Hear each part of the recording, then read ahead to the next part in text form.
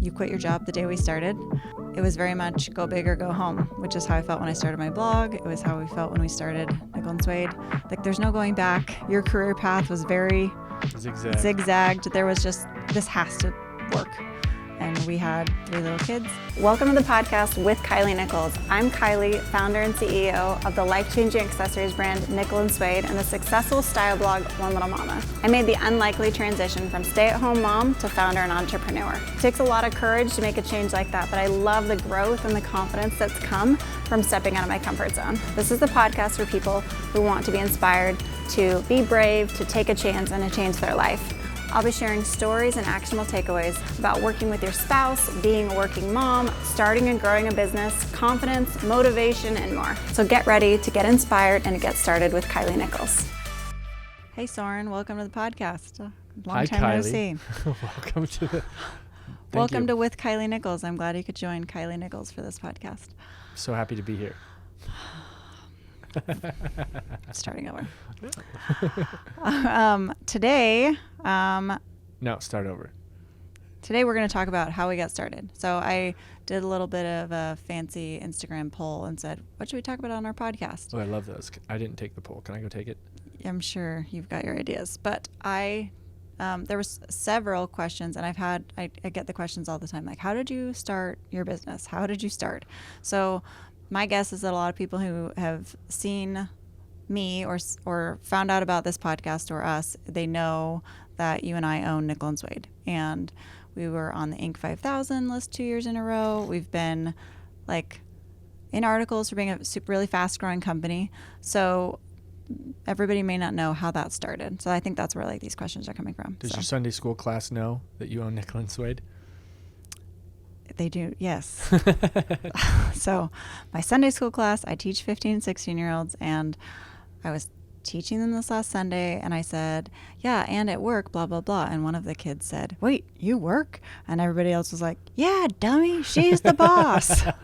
And he was like, great story. Of what? And they're like, Nickel and Suede.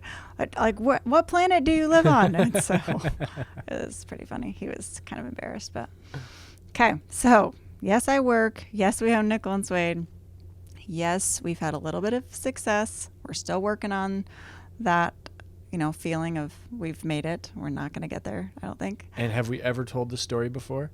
Yeah, we've told this story lots of times. So can we tell like the funny version this time? We'll see what you come up with. But all right, I'll come up with some new angles. So today we're going to start at the beginning. And before we started recording today, I said, where is the beginning? And the hard part is teasing that out, because we've talked before about how Nickel and Suede is the business everybody's most interested in, because that's our current pursuit. But the start of that is tangled up with the start and the finish of other pursuits at the beginning. So we had another business before Nickel and Suede. And great stories there. Yeah. But we're not going to go there today, right? Yeah, well, we can. Okay. There's plenty of backstories we can tell, but we can kind of start in the middle, I guess. It feels like the middle to us. But the start of Nickel and Suede was... it really started with my blog and with the time of life that we were in. So we did have a previous business. It was called One Little Belt, and we had started that after our first son was born. We made little belts for babies out of leather. So they were just cute little gentleman's belts. So we started that in Seattle, moved to Kansas City, kept doing the belts because it was an online shop. We were just doing a little Etsy shop, and it was kind of our extra income. You used it to buy tools and stuff, and I used it to buy clothes or things for the house, thrift shopping, yeah. So we had that business together. It's hard to call it a business now that we have a different business. It was a very small little shop. Yeah, but people at my work, when I'd go to the accounting firm that I worked at, as a large firm, everybody knew me for the belts, and they always teased me because I wasn't wearing a belt that I made for myself. True. But they all knew that that's what I did at night when I went home. Yeah. So you were an accountant by day. I was a stay-at-home mom by day. And then during nap times and in the evenings, we would make belts or take pictures or fill orders. We also tried our hand at making lots of other things. I made neckties with my mom for a little while that we put in the belt shop. We tried growth charts. Big wooden rulers. Yeah. So that was kind of the time of life we were in. Bands. Yeah. And I had a blog That had started in 2011, I think. And that was to help some of those Etsy shops get some more coverage, more customers. Anyways, to help those grow a little bit, I had started blogging. That was the whole part of your blog, was to try and promote your Etsy ideas or your little products and things that you were making that were very DIY driven. Yeah. So I started my blog, didn't know what I was doing. When I started this, we've started this podcast, I referenced how I feel similar to when I started my blog, where we're learning as we go. We're just figuring it out. So I started my blog, did kids style, a little bit of my own style, and then DIY projects. And that was kind of my baby, my business even. I feel like my blog was when social media was picking up, Pinterest and Instagram, and learning how to market myself as a blogger. So that's kind of the setting the stage for what phase of life we were in. So I'm going to add some color to that. So color, DIY, you making stuff at home. Yeah, that while I'm sounds at really work. cute and chic, right? Not with you. What? So I wish I could just do a poll right now and ask the audience, like, how many of you have ever hot glued something to the wall? Oh, my word. Now, maybe a lot of people have done that. But to me, I was like, who would even think of that? Like hot gluing something to the wall. So that was adorable. Another thing that you did that was adorable was you made these curtains at one point. Yep, for the kitchen. And you hung them up on the curtain. I came home and you're like, look, I made these drapes. And I was interested on how you went about it. And so you explained to me that you had, I don't know where the ink came from, but you had stamped. It was paint from my art kit from college. So paint from your college art kit, you stamped in a pattern onto this bed sheet? Yeah, I think it was white bed sheets. Did you sew the edges at all? Yeah, Oh, okay. Yeah. Okay, so you did some sewing. So I said, okay, how about this stamp? And get this. She made this stamp from a potato. It was. And so my question is, who told you that you could make a stamp out of a potato? Oh, I think all of our audience members know that that's the best way to make a stamp. Yeah. Customstamps.com uses potatoes. You could go to like customrubberstamps.com. You could do a variety of things. I had no idea. In your art class, what would they have taught you to do? I don't know. There's lots of things you can make stamps out of, but a potato gave me the ability to carve whatever I wanted.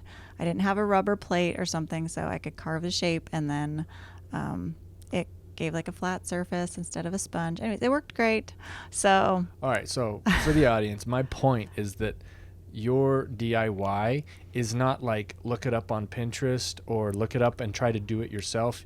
Your DIY is total you, completely you from scratch, and in ways that I don't know where these ideas came from. Oh, let's use a potato. Yeah, well, I think it was probably I remember some apple stamping as well from elementary school, so that could have worked as well. So can I say that Nickel and Suede really got its start with a potato? Maybe.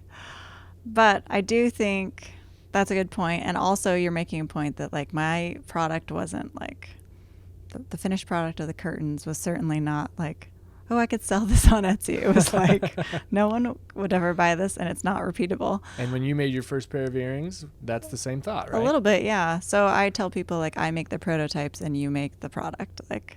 So had I wanted to do those curtains as a product, I'm sure you could have found a way better than potato. But so that was kind of our stage of life. We were doing stuff in the evenings and going to leather stores to buy leather for belts.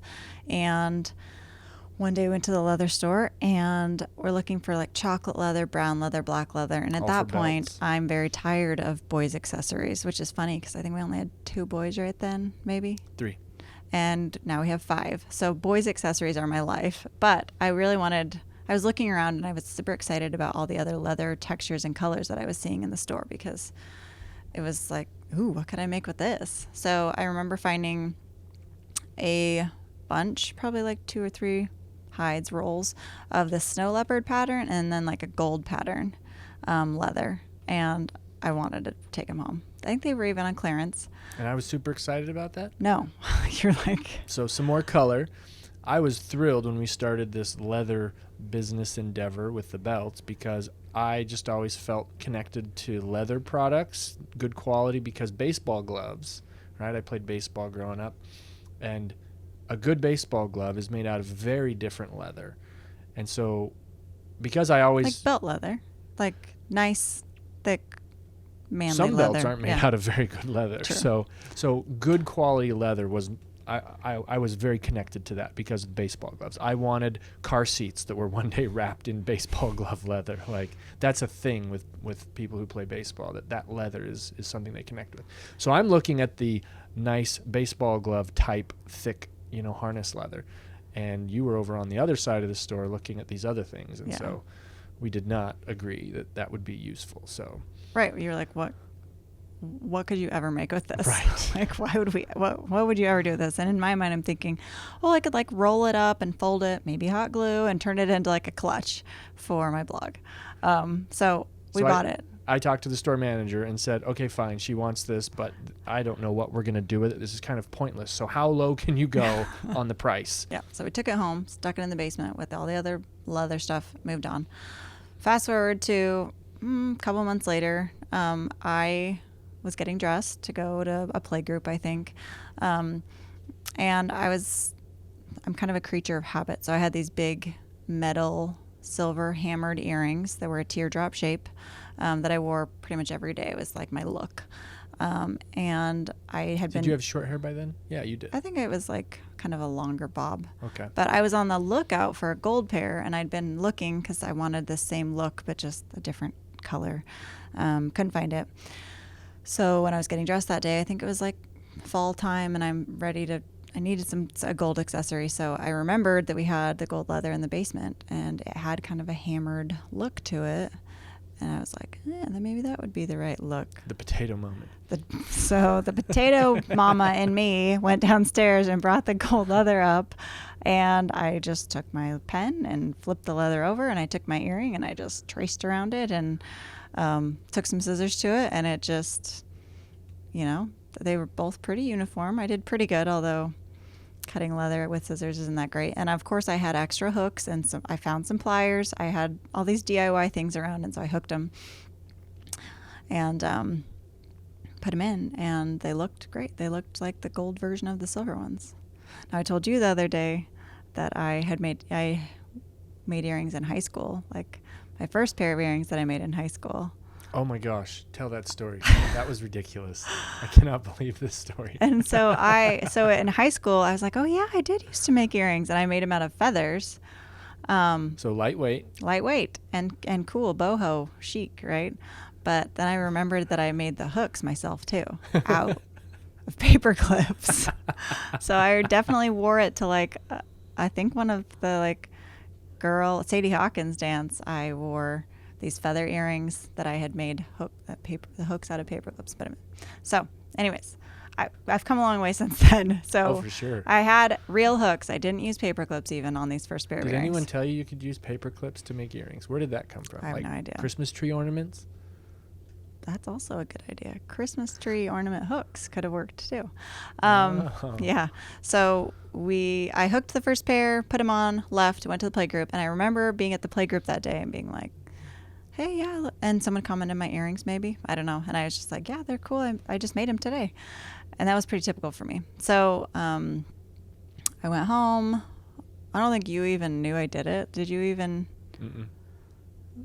It wasn't a moment day. I had nothing. I was not in the situation at all. You had done it, and I think you came to tell me after you had a few reasons to feel like you were proud of it for some reason. Yeah, I think because suddenly they were super comfortable. I was noticing oh my word, these feel so different than the metal earrings that I was always wearing. And people are asking me about them. Do you think maybe I could make some in other colors? Could we make these look better than cut out with scissors?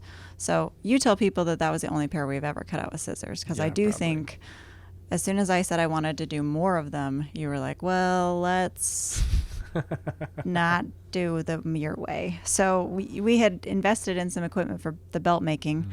So you were familiar with the next steps to try to get some dies made really to cut out leather in a nicer way. So we took that first pair. I made some other suede colors in them. So I think there was a teal and a red and a green, maybe in gold. And I put them on the blog, and I said, hey, and I almost acted like it was this I feel like fossil discovery, like like a paleontologist. Hey, look like, what I just found look in my what I just backyard. what I just discovered, what I just found.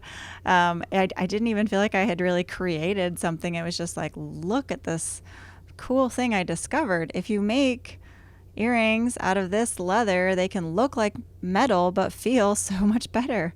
And it was super convincing because it was just like mind blowing to me. It was such a cool thing. And so I thought, I think we could sell a couple of these maybe. And people were asking. And so we put them in a Etsy shop. And then I did like a little holiday pop up, and we had a couple pairs there. And the next thing I remember is people asking me for other sizes. So they were like, the large is too big for me. Because No, they were this came only a while after that. No. I think it was at the Christmas time. Oh, really? Yeah. Because they were 3 inches long. They were really big. And so then when I was talking to people about it in person, I remember them holding them up, and, a 5 foot tall gal with like a lot shorter neck, she's like holding the large up. And I was like, yeah, that is too big. You're right. It's too big. Who knew? And so that was when the idea for earring sizes came up, was, well, maybe we should make them smaller. So I think we did maybe the small and the medium at the same time. It was something like that. But I had never seen earrings be sized before. So some color to that. Sure. You're saying you'd never seen earring sizes Yeah. before. It probably wasn't a thing anywhere that earrings came in different sizes. You probably just stumbled on that too. Yeah. It made complete sense because we could change the size. And the shape was very... what's the word? You could mathematically proportionally size it down or up. And so it worked really well because the size small still looked really big and beautiful in the exact same way on just a smaller person. Right. So it was like, it's a smaller person or a different style, like just shrink the earring down and it still gives them the same benefit. Yeah. So I definitely didn't think of it in that way then, but it was just, okay, I guess we're going to do them in sizes. That makes sense. So we sold them in the Etsy shop for a couple months, and the next thing I remember is doing a sale for Valentine's Day, where it was, I think, buy one get one free or buy two get one free, and I advertised it on my blog. Okay, but you're skipping over that between the holiday season and February, you had people just clamoring to buy more of these earrings. Anybody who had tried them, yeah. Anybody who had tried them was so convinced that this was, oh my goodness, this is the best thing ever. Yeah. So we had a lot of that going on. Yeah. Yeah, I mean, by a lot, I don't know how many people it was. But it felt Dozens. it was very much like anybody that interacted with the product was like, instant adoption. I never want to wear anything else. Can I get more colors in this? Can I get more? So we did this sale, and it made, the only figure I remember is $2,000. So we did $2,000 in sales that day, which I don't know how many earrings that was, but it was more than we had done ever in a month for belts. Mm-hmm. And so it was kind of an instant, whoa, this is a way better idea and way easier to adopt. Yeah. There's way more women out there than there are babies whose parents want to buckle up belts. And we knew that belts were a niche product, like we had already, story for another day. Yeah. But earrings was like, everybody can do earrings. There's very few people I know that don't have the earrings. So that was kind of the catalyst to then say, okay, I want to make this its own thing. I want to start something new. We had one little belt. This is going to be a new thing. And so we went into, what's it going to be called? That's the next thing I remember. Yeah. So we had looked, when we were doing the belts, we had looked to see who out there was already making belts for babies, because you had worked at the Gap Kids, or not Gap Kids, Baby Gap. Same thing.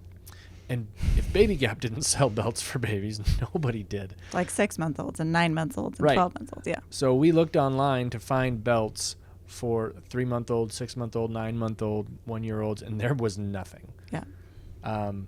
And so there was like one company called like Baby Belts with like a Z, but they were, like China manufactured. They weren't something that was for those small sizes. And there wasn't anything that was like made out of Craftsman quality leather. So your point in saying that is we were the only ones trying to do that with belts. With belts. And then the earrings ended up. The earrings was the same thing. Yeah. So when we looked on Etsy, when we looked on Instagram, and you searched hashtag leather earrings. I don't know what the count is up to now. I think it's like 220,000 posts. Yeah. There but was when we looked, there was like 12 posts. Yeah, it was definitely 100 or like 200. I mean, all the leather earrings on the market. So we did look around, were very more in the feather category or more in the fringe category, like the boho, the niche, the camel leather with beads or feathers. There was nothing that looked like metal. So no one was taking foil stamped leather or anything metallic and making it in a shape that mimicked a metal earring. So that was, I think, our first well, this is very different. Since then, we've done suedes, we've done textures, we've done patterns, but no one had also ever taken that classic, perfectly symmetrical teardrop shape and done that. Oh, for sure. Yeah. So that was okay, this is cool. This is something new. Everybody we know wants it. We're excited about this. We've got the first to market advantage for this, for sure. Yeah. And you were still working as accountant, and I was ready to take this on as my other part-time nap time in the evenings thing. And so it was like, what do we name it? So I start coming up with all these stupid names. So many stupid names. Thinking of all the things I like because this is my business. So I'm like, well, I like pink. I like pigs. I like paint. I like manatees. No, I did not ever think of that. But I did have one that was like, it had the name pig in it. Yeah. I mean, such stupid names. And then I remembered mocking up the logo for Kilee Designs, right? And that was when you came in and you were like, first of all, it's been 6 hours. You don't need to name this thing today. Second, you're not going to want your name in the name. You don't want this to be Kilee's. And you don't want it to even be One Little Mama Designs, because we thought about that too. Well, should it be a blog thing? So we decided that super early on. Mm-hmm. So we ended up using our name in the name, just with a little twist. So Nichols is our last name, but we went with Nickel and Suede. And I feel like we could do a whole podcast on why the name ended up being awesome and also hard. Maybe we will. So we found the name. I got the URL. I found a graphic designer and I said, can you make me a logo and a Squarespace website? And that was in February, March. And we launched in late June. Of 2014. Yep, in late June. So during that time, you're still working, still planning on working. Oh, let's add some color to that. How much did I like my job? You did not like your job. All right, what's some color you can add to that? I've got one. Okay. I'm sitting down at my desk in the basement, working late at night. You come in to talk to me. What do? Huh? I fall asleep. I'm so tired working that when you come in to talk to me and it takes my focus off of my computer screen, I would almost instantly pass out. Yeah. This was not filling me up. I was just... Well, you had struggled for years with your accounting jobs. You loved accounting in school and then had multiple job switches, and none of the jobs seemed like a fit. Why did you even do accounting? And we knew why, but it just, you were never feeling anybody was using your talents and your skills to their best ability. You were just being forced to do things that put you to sleep. So sounds like accounting, right? You'd had a lot of conflict too with your bosses and just trying to push through to a way that would make your job better. Yeah, so I'd recently discovered that working on my own terms was something I realized I needed. Okay, I want to do this, and I want to do this on my own terms. Yeah. And then I realized, oh yeah, that's not very good for workplace. That's not something that businesses with culture who are trying to keep everyone, aligned want in their space, is someone who wants to work on their own terms. Yeah, that's definitely the candidate to be self-employed. Right. So I was a great candidate for self-employment. Right. But we still thought accounting was going to be our path forward. We really didn't know. It was kind of a frustrating time for you career-wise and stuff. So you were definitely helping me somewhat with the earrings and getting that going, and we had added some leather cuffs to the shop as well. Cuffs actually was before the first pair of leather earrings. I had asked you to make me a leather cuff similar enough to belts that you made me a black one and then a brown one. Our neighbor came over and said, "Ooh, I want one of those," and said, "I can make one in 5 minutes." Right. So easy. Snaps and leather. Yeah. So we started. We were going to start the shop with earrings, maybe 12 colors, a couple cuffs. Once we had the logo and branding figured out, I loved it, and I was like, I really want a graphic T-shirt with our logo on it that feels vintage. So we had a T-shirt designed, and then we woke up to the day to launch the website. I think it was like June 19th, and I remember being in our bedroom. Like we had a desk in our bedroom. It was two sawhorses. Yeah, two sawhorses with like a desktop slab on top of it, and you're getting ready for work, and I'm like getting ready to put the site live, and you're like, "Is that our website?" And I was like, "Yes." "Who took those pictures?" "I did." "Why don't you have this and this and this? Like, why does our homepage look like this?" And I'm, meanwhile, like I just pushed live on our website. I've been working on this for how many months, and now you have an opinion? It was so crushing. I was so mad at you. Like, I don't even think I talked to you. I think you left for work. I was like, I have been working on this so hard, and you're telling me it's not good enough, which, I mean, story of our lives. Whole other podcast or 10 about how that's been the case. But you went to work. I stayed home. I put it out on Instagram and on my Facebook and my blog that the site was live, and we had sales the first day. Everybody was excited for the launch and to try them. I remember specifically making Play-Doh that day with, I think it was Kessler, and posting about it, and someone said, "I can't believe you're making Play-Doh on the day that your business launches. That's so nice of you as a mom." Meanwhile, I'm thinking, what else am I supposed to do? Like, it's not like I have some, like, this is just my side gig. Like, this is, I'm still a stay-at-home mom. So you come home late that night at like 8:30, maybe. It was later. It was later. And I'm like, "So where you been?" It's kind of a big day, and you kind of didn't come home. I didn't go to the bar or anything. I know. But definitely your practice Maybe I was cleaning out my desk. I don't know. Your practice was to never tell me when you were coming home. But then you were like, how had your day gone? So my day, I just remember I have this thought in my head of telling my bosses, this was the CFO and the controller, or no, CFO and the controller, that I would work for their bosses or not at all. And they were like, "Okay, no, that doesn't work." And I told them, I said, "I have a lot better deal going on at home." Yeah, I remember that one. So I had you in my thoughts. I had thought, I'd seen what was going on at home. I had brought samples of the leather earrings to the gals at work. Sure. And so we were just talking about the different frictions that we were feeling with my employment there. And I just felt like, you know what, this is what I think is the road forward, is I can work for the parent company doing what they're asking, but I don't want to go through you guys anymore. And obviously that was a terrible thing to say and think in a workplace. But that was very much what I was feeling. And that the other choice was to go home and work on this thing that we had just started. Yeah. And I felt fine about it. So yeah, so we tell people you quit / got fired that day because in your mind you were like leaving on your own terms, but on their minds they're like, "Yeah, we fired you." Right. Because they didn't take your ultimatum. So yeah, I wonder why.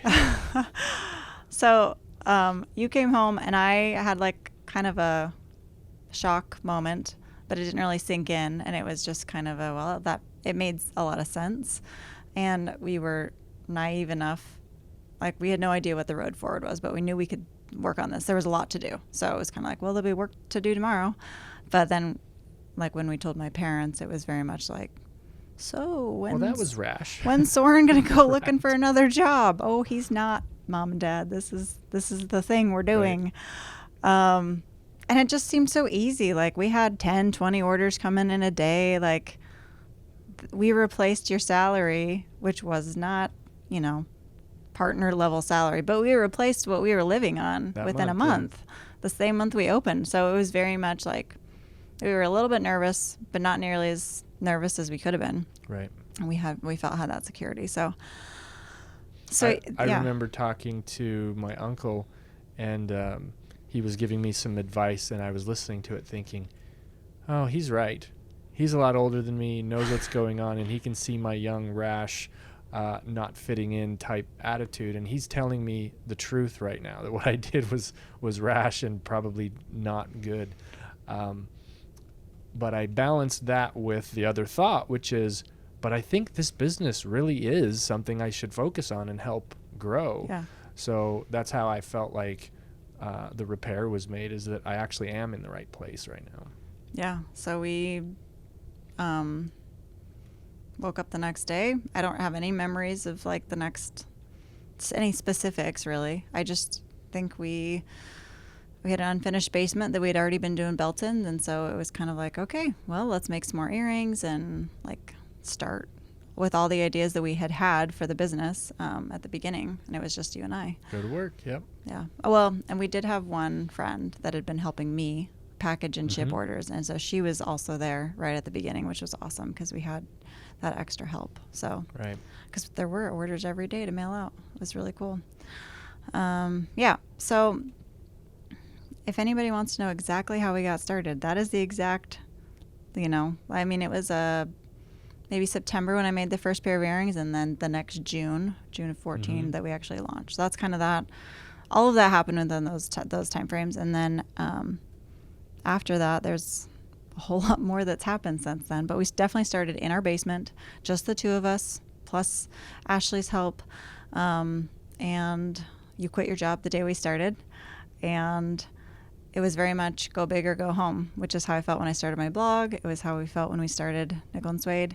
Like, there's no going back. Your career path was very zigzagged. There was just, this has to work. And we had 3 little kids, so we were going to make it work.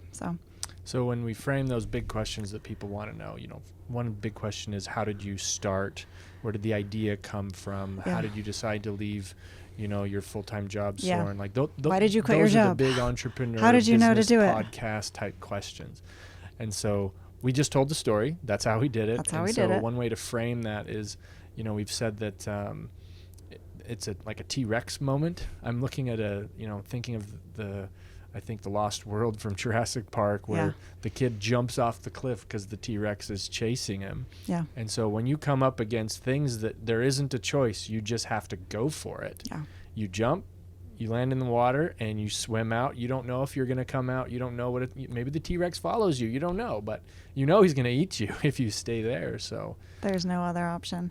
And before you quit your job, I really think that you quitting your job was like the T-Rex moment, because before that, it was my jobby, right? Like, there wasn't any crazy motivation to do anything different in our lives. I still made Play-Doh that day with Kessler. I still was planning on blogging and being a stay-at-home mom. There was nothing that was like, all right, let's get an accountant hired. Let's get this hired. Let's get this hired. Let's call a board meeting and make our business plan and go. Like, it was just very much like it evolved supernaturally.